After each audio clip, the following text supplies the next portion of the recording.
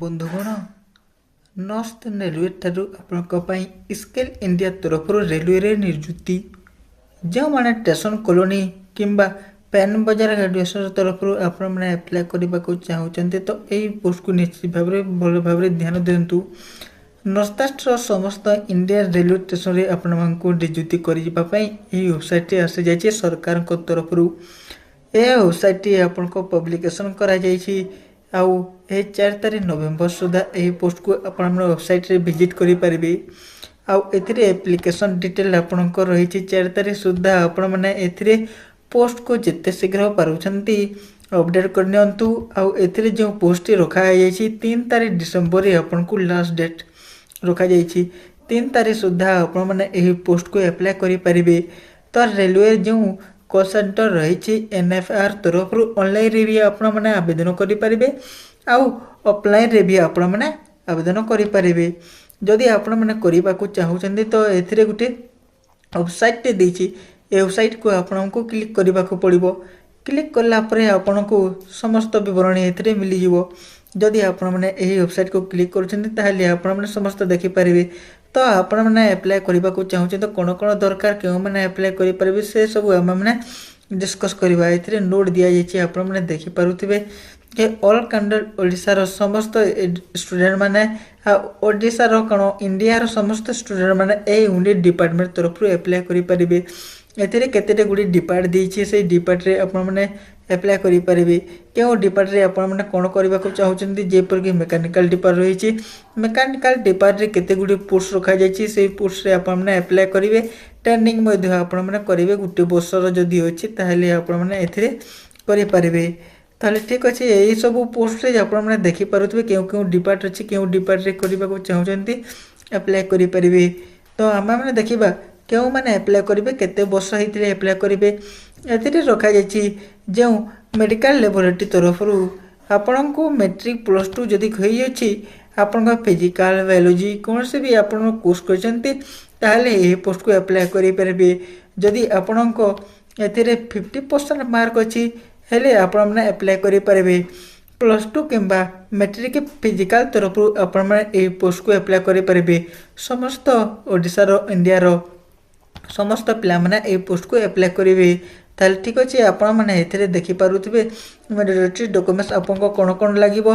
ଏଥିରେ ଆପଣଙ୍କୁ ଫଲୋ କରିବାକୁ ପଡ଼ିବ କି ମେଟ୍ରିକ୍ର ଯେଉଁ ସାର୍ଟିଫିକେଟ୍ ଅଛି ଆପଣଙ୍କ ସେସବୁ ଲାଗିବ। +2ର ସାର୍ଟିଫିକେଟ୍ ଲାଗିବ। ତାପରେ ଆପଣଙ୍କ ପାଖରେ ଯଦି ପ୍ରୋଫେସନାଲ୍ ସାର୍ଟିଫିକେଟ୍ ଅଛି, ନ୍ୟାସନାଲ୍ NTC ସାର୍ଟିଫିକେଟ୍ ଅଛି କି NCC ସାର୍ଟିଫିକେଟ୍ ଅଛି, ସେଇଟା ବି ଆପଣଙ୍କର ଲାଗିବ। ତା ସହିତ ଆପଣମାନଙ୍କୁ ITI କରିଛନ୍ତି ତାହେଲେ ଫିଜିକାଲ ITI ତରଫରୁ ଆପଣଙ୍କୁ ଏହି ନିଯୁକ୍ତି ମିଳିପାରିବ। ଏଥିରେ କେତେ ଗୁଡ଼ିଏ ସାର୍ଟିଫିକେଟ୍ ଦିଆହେଇଛି ଆପଣମାନେ ଦେଖିପାରୁଥିବେ। ଏଥିରେ ମେଟ୍ରିକ୍ +2 ଫିଜିକାଲ କେମିଷ୍ଟ୍ରି କରିଥିବ, ଆପଣଙ୍କ 50% ଥିବ। ମେଡ଼ିକାଲ ଲ୍ୟାବୋରେଟୋରୀ ତରଫରୁ ଆପଣଙ୍କୁ ଏହି ପୋଷ୍ଟ ମିଳିବ। ତାହେଲେ ଆପଣମାନେ ବୁଝିପାରିଲେ କେଉଁମାନେ ଆପ୍ଲାଏ କରିବେ। ତ ଆପଣଙ୍କୁ ଏଥିରେ ଏଜ୍ର କରେକ୍ସନ୍ ରଖାଯାଇଛି। ଯେଉଁମାନେ କି SC ST ସେମାନଙ୍କ 5 ଇୟର୍ର ରଖାଯାଇଛି। ଯେଉଁମାନେ OBC ସେମାନଙ୍କ 3 ଇୟର୍ର ରେଣ୍ଟି ରଖାଯାଇଛି। ଆଉ ଯେଉଁମାନେ PW ହ୍ୟାଣ୍ଡିକ୍ୟାପ୍ ଅଛନ୍ତି ସେମାନଙ୍କ 10 ଇୟର୍ର ରେଣ୍ଟି ରଖାଯାଇଛି। ତାହେଲେ ଆପଣମାନେ ନିଶ୍ଚିତ ଭାବରେ ଯଦି ଆପଣଙ୍କ 35 ବର୍ଷ ଅଛି 21ରୁ ତାହେଲେ ଆପ୍ଲାଏ କରିପାରିବେ। ଆପଣଙ୍କ ଲାଷ୍ଟ ଡେଟ୍ ରହିଛି 3 ତାରିଖ ଡିସେମ୍ବର ସୁଦ୍ଧା ଏହି ପୋଷ୍ଟକୁ ଆପ୍ଲାଏ କରିଦିଅନ୍ତୁ। ତାପରେ EXIM ତରଫରୁ ଆପଣଙ୍କ ଏକ୍ସ ସର୍ଭିସମ୍ୟାନ୍ ଆଉ ସର୍ଭିସ୍ ଜିଓଲୋଜି ଆଉ ଆପଣଙ୍କ ରେଲୱେ ତରଫରୁ ଏକ୍ସ ସର୍ଭିସମ୍ୟାନ୍ର ପାଦ ପଡ଼ିଛି। ଏ ପୋଷ୍ଟକୁ ଆପଣମାନେ ଧ୍ୟାନ ଦେବେ। ଯଦି ଆପ୍ଲାଏ କରିବାକୁ ଚାହୁଁଛନ୍ତି ଏଥିରେ ଆପଣଙ୍କ ST ST ମାନଙ୍କ ପାଇଁ 100 ଟଙ୍କା ଫିସ୍ ଲାଗିବ। ଆଉ ST ST ମାନଙ୍କ ଜେନେରାଲ୍ ମାନଙ୍କ ପାଇଁ କୌଣସି ଫିସ୍ ଲାଗିବ ନାହିଁ। ତାପରେ ଯଦି ଆପ୍ଲାଏ କରୁଛନ୍ତି ଏଥିରେ ଇଣ୍ଡିଆ ତରଫରୁ ରେଲୱେର ୱେବସାଇଟ୍ ରହିଯାଇଛି। ଆପଣମାନେ ୱେବସାଇଟ୍କୁ ଯିବେ। ତାପରେ ଏଥିରେ ଗୋଟେ ରେଜିଷ୍ଟ୍ରେସନ୍ ରଖାଯାଇଛି, ରେଜିଷ୍ଟ୍ରେସନ୍ କରିଦେବେ ଏହି ପୋଷ୍ଟକୁ। ରେଜିଷ୍ଟ୍ରେସନ୍ କରିସାରିଲା ପରେ ଆପଣଙ୍କୁ ଲାଷ୍ଟ ଏଥିରେ ସବମିଟ୍ ରଖାଯାଇଛି। ଏଥିରେ ରେଜିଷ୍ଟ୍ରେସନ୍ ସବମିଟ୍ କରିଦେବେ ହେଲେ ଆପଣଙ୍କ ପୋଷ୍ଟଟି ସକ୍ସେସ୍ ହୋଇଯିବ। ତାପରେ ଆପଣମାନେ ଦେଖନ୍ତୁ କେଉଁ କେଉଁ ପୋଷ୍ଟରେ ଆପଣମାନେ କ'ଣ କରିବାକୁ ପଡ଼ିବ। କ୍ୟାପ୍ଟେନ୍ରେ ରଖାଯାଇଛି। ଏଥିରେ ହ୍ୟାଣ୍ଡିକ୍ୟାପ୍ ମାନଙ୍କ ପାଇଁ LBW ଆଉ ଅଟୋମେଟିକ୍ ଏଚ୍ କାଟେଗୋରୀ ରଖାଯାଇଛି, ସେମାନେ ଆପ୍ଲାଏ କରିପାରିବେ। ଟୋଟାଲ୍ ଆପଣଙ୍କ 24ଟି ଡିପାର୍ଟମେଣ୍ଟ ତରଫରୁ ରେଜିଷ୍ଟ୍ରେସନ୍ ରଖାଯାଇଛି। ଏଥିରେ ଆପଣମାନେ ଆପ୍ଲାଏ କରିବାକୁ ଚାହୁଁଛନ୍ତି ତ ଆମ ଓଡ଼ିଶାର ସମସ୍ତ କ୍ୟାଣ୍ଡିଡେଟ୍ ଆପ୍ଲାଏ କରିପାରିବେ।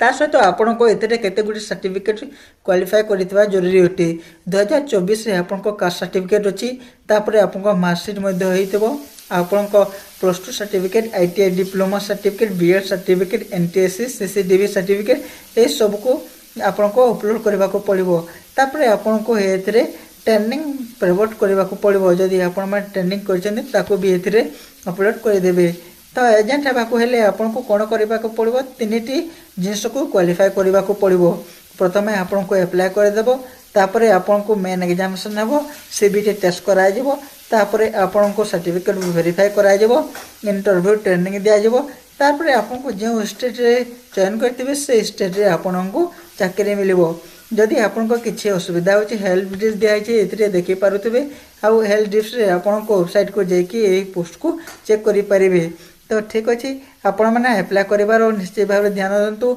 जे मैंने कि स्पीड पोस्ट करने को चाहते से मानक मु गोटे धारणा बतई दूची तो आपण मैंने निश्चय भाव में पोस्ट को देखु एथे रखा जाता कास्ट सर्टिफिकेट जो मैंने कि SC/ST मानक रखा जाए से फॉर्म को आपको फिलअप करने को पड़ो लास्ट रे आपको डिस्कसन रे आपको यही पोस्ट को डाउनलोड कर नियंतु OBSC सर्टिफिकेट रखा जाए से माने यही सर्टिफिकेट को डाउनलोड करेंगे तापर आपको यह सर्टिफिकेट डाउनलोड कलापर आपको रेलवे तरफ यह फिलअप करेंगे आउ स्पीड पोस्ट रे अप्लाई करदे आपको गोटे फोटो लगे आउ निजर फैमिली सपोर्ट लगे साइन लगे आपको किसी भी करने को पड़ोनी सॉरी XSI सर्टिफिकेट को बाहर करके आपको स्पीड पोस्ट रे अप्लाई करदे स्पीड पोस्ट रे अप्लाई कर एड्रेस भी आपको दूसरी एथे देखे पारे गोटे जो सर्टिफिकेट अच्छे ए समस्त सर्टिफिकेट को अप्लाई कर सारापर एड्रेस को आपको देवाक पड़ो आपको स्पीड पोस्ट हो ताले आपण मैंने बुझीपारे केमी अप्लाई करेंगे कि मैंने अप्लाई करेंगे